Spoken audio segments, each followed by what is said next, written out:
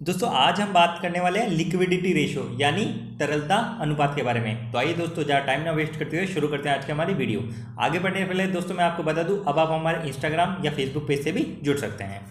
तो दोस्तों जैसा कि मैंने लास्ट वीडियो में भी इसके बारे में बताया था, लिक्विडिटी रेशो हम क्यों यूज़ में लेते हैं। जो व्यवसाय की शॉर्ट टर्म लाइबिलिटीज़ होती है, शॉर्ट टर्म का मतलब होता है जो करंट लाइबिलिटीज़ है उनको चुकाने की एक फर्म की, एक कंपनी की क्या क्षमता है, क्या कैपेसिटी है, ये ज्ञात करने के लिए दोस्तों लिक्विडिटी रेशो का यूज़ लिया जाता है। मैंने कल भी आपको बताया था, ठीक है। किनको ज्ञात करने के लिए, किसकी कैपेसिटी को, करंट लाइबिलिटीज़ को चुकाने की, या फिर शॉर्ट टर्म लाइबिलिटीज़ बोले तो उनको चुकाने की क्षमता को मापने के लिए इसको यूज़ में किया जाता है। किसको? लिक्विडिटी रेशो को, ठीक है। इसके दोस्तों हमारे पास दो टाइप है। कौन कौन से दोस्तों? करंट रेशो हैं और दूसरा है दोस्तों लिक्विड रेशो। करंट रेशो और लिक्विड रेशो। अब आइए दोस्तों दोनों को एक एक करके देख लेते हैं। तो दोस्तों करंट रेशो का क्या मतलब है? व्यवसाय की करंट असेट्स और करंट लायबिलिटीज़ का जो रेशो होगा, फर्म की करंट असेट्स और करंट लायबिलिटीज़ के बीच जो रेशो होगा उसी को दोस्तों हम क्या बोलेंगे? करंट रेशो बोलेंगे। कैसे कैलकुलेट करते हैं दोस्तों इसको? Current assets upon current liabilities या फिर current assets divided by current liabilities. मतलब जो भी असेट्स है उसको हम ऊपर रखेंगे और डिवाइड किससे करेंगे दोस्तों? हम करंट लाइबिलिटीज से। तो हमारे पास क्या निकल के आ जाएगा? करंट रेशो निकल के आ जाएगा। अब दोस्तों आप बोलोगे कि सर करंट असेट्स में क्या क्या शामिल है। तो दोस्तों मैं आपको बता दूं, करंट असेट्स में स्टॉक आ जाता है, हमारे बिल्स रिसीवेबल या ट्रेड रिसीवेबल जो भी आप बोलना चाहे वो आ जाता है, कैश आता है, बैंक बैलेंस आता है, कैश एंड कैश इक्विवेलेंट भी हम बोल सकते हैं उसको, ठीक है। मतलब नगद और नगद के समान जो नगद के जैसा ही है, ठीक है। यानी बैंक बैलेंस हो सकता है वो, तो कैश आ जाता है, बैंक बैलेंस आ जाता है, बिल्स रिसीवेबल आ जाते हैं, स्टॉक आ जाते हैं, हमारे डेटर्स आ जाते हैं, कोई शॉर्ट टर्म जो हमारे एसेट्स है वो आ जाती है, प्रीपेड एक्सपेंसेज आ जाते हैं। प्रीपेड का मतलब होता है दोस्तों कि अभी तक ड्यू नहीं हुए लेकिन हमने पहले ही वो खर्चे चुका दिए, तो वो एक तरह से अभी हमारी संपत्ति ही है, ठीक है।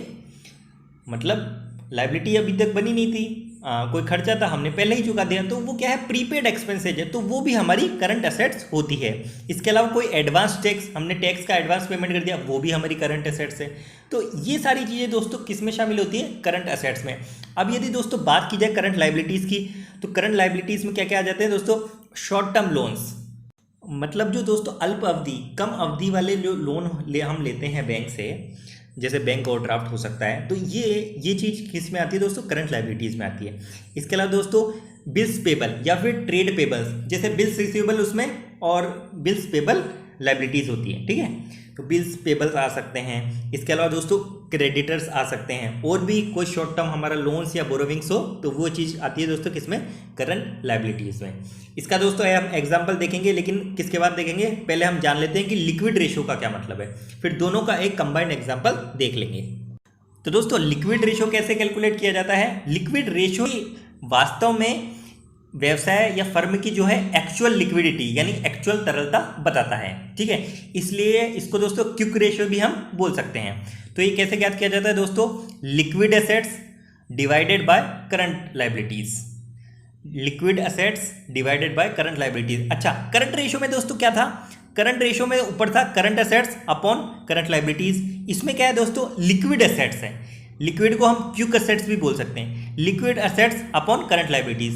तो नीचे का पार्ट सेम है, ऊपर क्या है? वहाँ करंट एसेट्स था, यहाँ पर लिक्विड एसेट्स है। अब ये यहाँ पर ये जानना जरूरी है कि करंट एसेट्स और लिक्विड एसेट्स में क्या डिफरेंस है, क्या अंतर है। तो दोस्तों जिन असेट्स को हम तुरंत कैश में कन्वर्ट कर सकें, तुरंत प्रभाव से, मतलब टाइम नहीं लगे, हैंड टू हैंड हम उन असेट्स को दोस्तों किसी को बेच सकें और दोस्तों तुरंत कैश में कन्वर्ट कर सकें, तो वो क्या होंगे दोस्तों? हमारे लिक्विड एसेट्स होंगे। अब लिक्विड एसेट्स में क्या क्या शामिल नहीं होगा, क्या क्या इसमें नहीं आएगा? तो दोस्तों स्टॉक ऐसी चीज़ है कि जो एकदम लिक्विड नहीं है, एकदम से हमें पैसा प्राप्त नहीं होगा, हम इसको एकदम कैश में कन्वर्ट नहीं कर सकते। हालांकि दोस्तों ये करंट असेट्स ही है लेकिन लिक्विड नहीं है, उतनी तरल नहीं है, ठीक है। मतलब तुरंत इसको कैश में कन्वर्ट नहीं कर सकते, टाइम लगता है। ऐसे दोस्तों प्रीपेड एक्सपेंसेज भी दोस्तों लिक्विड असेट्स में नहीं आते हैं। तो स्टॉक्स और प्रीपेड एक्सपेंसेज या फिर एडवांस टैक्स हुआ, ये 2-3 चीज़ें दोस्तों इसमें नहीं आएगी। किसमें? लिक्विड एसेट्स में नहीं आएंगी। बाकी वही वाला पार्ट है, बाकी जो करंट एसेट्स में आया है उसमें भी यही आएगा। केवल इसके अलावा ये 2-3 चीज़ें हैं वो हमें लेस करनी है, तो हमारे पास क्या आ जाता है? लिक्विड एसेट्स आ जाती है। अच्छा दोस्तों, इसको किस नाम से और बोलते हैं? Acid test ratio. क्या बोलते हैं? एसिड टेस्ट रेशो भी हम इसको बोलते हैं। किसको? लिक्विड रेशो को। तो दोस्तों ये लिक्विड रेशो पूरा हुआ और करंट रेशो भी पूरा हुआ। अब आइए दोस्तों एक प्रैक्टिकल सवाल देख लेते हैं जिसमें दोनों ही कवर हो जाए। तो हमारे पास दोस्तों इन्फॉर्मेशन दी गई है कि निम्न सूचनाओं की मदद से फर्म का करंट रेशो और लिक्विड रेशो ज्ञात कीजिए। अब आइए दोस्तों क्या दिया गया है हमें? इन्वेंट्रीज दोस्तों हमें दी गई है। इन्वेंट्रीज बोलें या फिर स्टॉक भी हम बोल सकते हैं। 50,000 की। ट्रेड रिसीवेबल्स हमें दिए गए हैं दोस्तों 50,000 के। एडवांस टैक्स दोस्तों हमें दिया गया है 4,000 रुपये का। कैश एंड कैश इक्विवेलेंट ये हमें दोस्तों दिया गया है 30,000 रुपये के, मतलब नगद और नगद के समतुल्य, जो कैश के जैसे ही है, जैसे बैंक बैलेंस। ठीक है। इसके अलावा दोस्तों हमें दिए गए हैं ट्रेड पेबल्स कितने के? 1,00,000 रुपये के। शॉर्ट टर्म बोरोविंग्स या फिर बैंक ओवरड्राफ्ट जिसे हम बोल सकते हैं, क्या है? ये 4,000 रुपये के। तो ये इन्फॉर्मेशन दोस्तों हमें दी गई है। इससे हमें क्या क्या कैलकुलेट करना है? करंट रेशो और लिक्विड रेशो। तो आइए दोस्तों पहले क्या देख लेते हैं? करंट रेशो देख लेते हैं। तो दोस्तों करंट रेशो में सबसे पहले हमें क्या चाहिए? करंट असेट्स चाहिए। पहले करंट असेट्स देखें तो दोस्तों इन्वेंट्रीज हैं 50,000 रुपये की। ठीक है। ट्रेड रिसीवेबल्स है 50,000 रुपये के। कितना हो गया दोस्तों? 50 और 50 1,00,000 रुपये। इसके अलावा दोस्तों एडवांस टैक्स है 4,000 रुपये का। ठीक है, ये भी करंट असेट्स का ही पार्ट है। कैश एंड कैश इक्विवेलेंट है 30,000 रुपये के, ये भी करंट असेट्स का ही पार्ट है।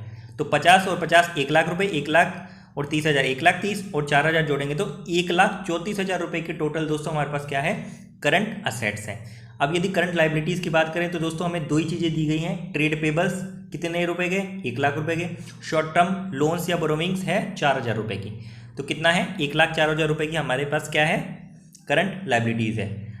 तो 1,34,000 डिवाइडेड बाय 1,04,000 रुपये। ठीक है, 1,34,000 में भाग देंगे 1,04,000 रुपये का। तो दोस्तों 3 जीरो से 3 जीरो गए। अब इसको काट देंगे हम, तो काटने पर आ रहा है दोस्तों, जैसे 2 से भाग दे तो ये आ रहा है 67 ऊपर, और नीचे आएगा दोस्तों 52, 67/52। इसको भी यदि हम काटेंगे ना तो दोस्तों ये लमसम आएगा 1.29:1 या फिर 1.29/1। ठीक है। इसका क्या मतलब है दोस्तों? यदि हमारे पास 1 रुपये करंट लाइबिलिटीज़ है तो हमारे पास उसको चुकाने के लिए करंट असेट्स कितनी है? 1.29 रुपये, मतलब 1 रुपये 29 पैसे हमारे पास क्या है?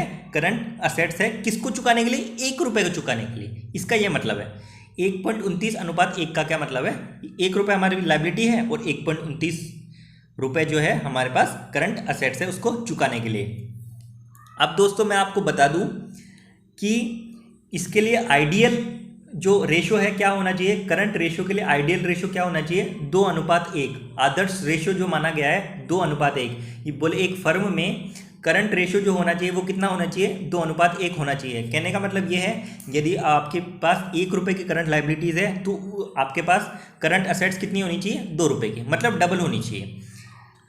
ना तो दोस्तों ज़्यादा ऊंचा रेशो होना चाहिए और ना ही दोस्तों ज़्यादा नीचा रेशो होना चाहिए। किसका? करंट रेशो जो हमारा होना चाहिए, ना तो ज़्यादा कम होना चाहिए और ना ही ज़्यादा होना चाहिए।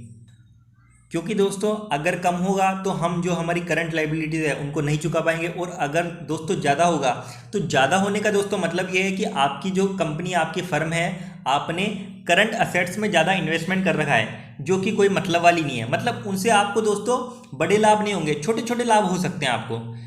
तो दोस्तों ज़्यादा आप करंट असेट्स में इन्वेस्टमेंट नहीं कर सकते। ठीक है, तो इसलिए 2:1 का जो रेशो है आइडियल माना गया है। इससे ज़्यादा भी नहीं होना चाहिए और कम भी नहीं होना चाहिए। ठीक है, ये इतना तो होना ही चाहिए। अब दोस्तों बात की जाए इसमें क्या निकालना है? हमें लिक्विड रेशो भी निकालना है। तो लिक्विड रेशो का दोस्तों क्या फॉर्मूला था हमारे पास कि liquid assets upon current liabilities. तो लिक्विड असेट्स दोस्तों क्या है? करंट लाइबिलिटीज़ तो हमें पता ही है कितनी है, 1,04,000 रुपये। लिक्विड असेट्स की बात करें तो दोस्तों मैंने बताया था उसमें स्टॉक शामिल नहीं होगा, प्रीपेड एक्सपेंसेस शामिल नहीं होंगे और एडवांस टैक्स शामिल नहीं होगा। तो क्या क्या शामिल हो जाएगा दोस्तों? जैसे ट्रेड रिसीवेबल कितने के हैं? 50,000 रुपये के। ठीक है, और कैश एंड कैश इक्विवेलेंट कितने के हैं दोस्तों? 30,000 रुपये के। 80,000 रुपये के ही दोस्तों हमारे पास लिक्विड असेट्स हैं, क्योंकि इन्वेंट्री शामिल है उसमें और एडवांस टैक्स, ये दोनों तो किस में शामिल है, करंट असेट्स में, लिक्विड नहीं है ये, ठीक है। तो 80,000 ये हमारे पास क्या, लिक्विड असेट्स। तो 80,000 डिवाइडेड बाय कितना, 1,04,000 रुपये, इनका रेशो निकालेंगे तो दोस्तों आएगा 80/104। इसको दोस्तों काटते हैं तो ये आ सकता है दोस्तों 10/13। अब 10/13 का दोस्तों क्या मतलब है, 0.77:1, 0.77:1। इसका ये मतलब है दोस्तों, आपके पास 1 रुपये की करंट लाइबिलिटीज़ को चुकाने के लिए जो हैंड टू हैंड कैश में कन्वर्ट करने वाला पैसा है, हैंड टू हैंड जो कैश पड़ा है आपके पास, वो केवल 77 पैसे ही है, वो केवल 77 पैसे ही है 1 रुपये चुकाने के लिए। जबकि दोस्तों इसके लिए आइडियल रेशो क्या माना गया है, 1:1, कि किसी भी फर्म का, किसी भी कंपनी का जो लिक्विड रेशो है वो आइडियल होना चाहिए, कितना होना चाहिए, 1:1 तो होना ही चाहिए। जबकि यहाँ पर दोस्तों कम है।